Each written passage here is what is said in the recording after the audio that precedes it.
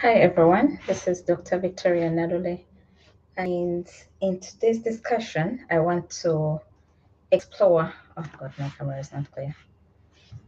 Okay, in today's discussion, I want to explore the effectiveness of other alternatives to stabilization clauses in the energy and mining sector.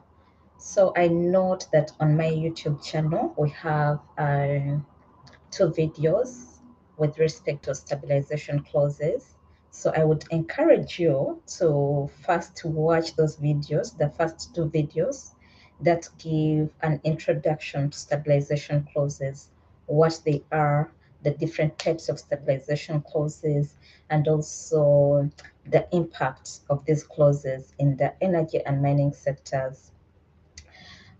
Recently, I was approached by some government officials, whom I will not mention, but the issue was that different oil companies and mining companies are invoking these stabilization clauses, and as such, they are likely to go to international arbitration in that they claim that the countries have not been able to respect or abide by the stabilization clauses that were included in the energy agreements or even the mining agreements.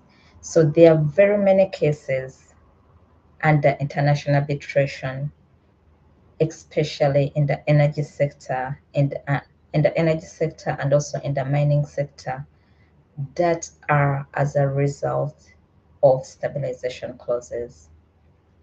So the question would arise first, what are these clauses? I don't want to go into detail with respect to stabilization clauses because I already have two videos on introducing the stabilization clauses. But there are stabilization clauses of a legal nature and stabilization clauses of a physical nature.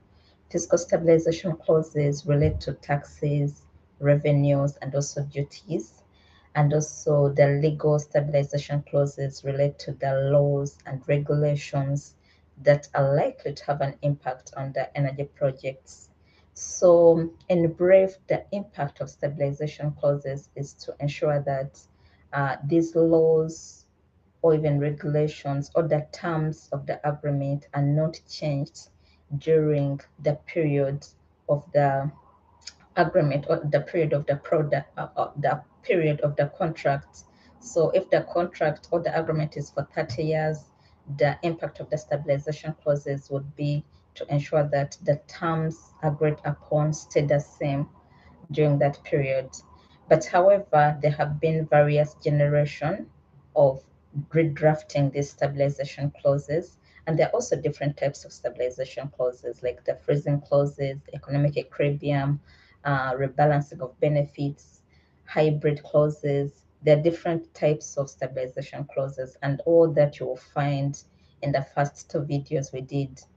But in this video, taking into consideration the increasing number of disputes that are arising as a result of breach of these clauses, we might really have to ask ourselves, in the 21st century, do you want to have a new model or to rephrase these stabilization clauses, or it's time to actually embrace the alternatives to stabilization clauses that equally have the same impact?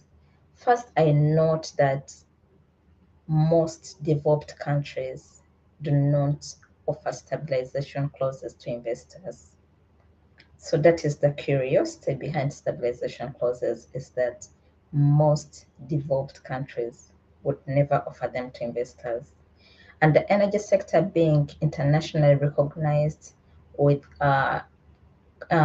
various models, international models, in with respect to the energy contracts, to the energy laws.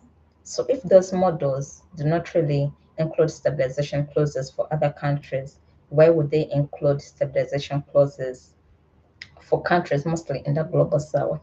So that is the curiosity about stabilization clauses, is that they are not internationally recognized, implying that not it's not a mandatory to include them in new agreements.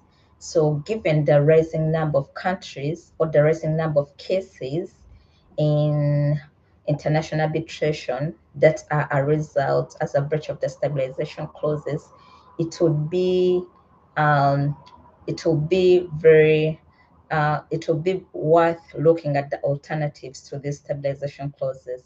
For instance, the national investment laws in a country, they can offer the same protection to investors.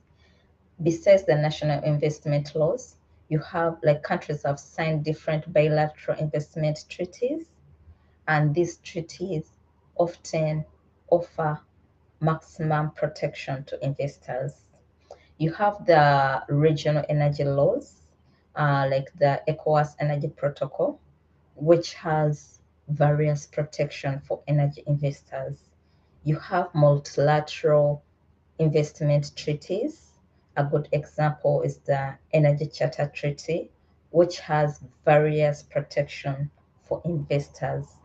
So with all the protection that is being offered through the multilateral investment treaties like the Energy Charter Treaty, the bilateral investment treaties, the national laws, national investment laws, and also the national constitutions. For instance, they always have provisions that are against expropriation of the investments in the country, and the regional energy laws and regional energy protocols. Why would you go ahead to include stabilization clauses, because they have really become very problematic? So what I've discussed are just the alternatives, but we also note that some of these alternatives have been critiqued in other countries. For instance, South Africa in recent years has cancelled various BITs, those are the bilateral investment treaties, on the ground that by the time at the time of negotiating those treaties, the interests of the government were never taken into consideration. So this is the issue also with stabilization clauses. At the time of negotiation, in most cases, countries don't pay extra attention to the impact this is likely to cause in the future.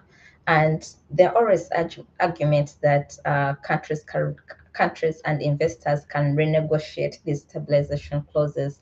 But why go through all that hassle of renegotiating when in the first place you can decide not to include them, following the example of most countries in the global north? Because in most cases, if you look at the history of the energy sector, you realize that the global south has always followed the models in the global north when it comes to developing the energy sector, regulating the energy sector. So why don't you follow the same example with respect to getting rid of the stabilization clauses? So this is just a short video, but we're going to be exploring more, or I'm going to be exploring more on this issue of stabilization clauses in other videos. And I have a recent article focused on highlighting the challenges of stabilization clauses. So you can look out for that article, and also my book on land law and extractives under chapter 4 has a discussion on stabilization clauses. So this is a short video for you to think about the alternatives to stabilization clauses, and also ask yourself, do you really need to go through the hassle of renegotiating these clauses with the investors? Do you really need to go through the hassle of rephrasing the words, yet you have the alternatives that I have already mentioned or discussed? So that is something to think about, but look out for my articles. Thank you very much and have a lovely day. Bye bye.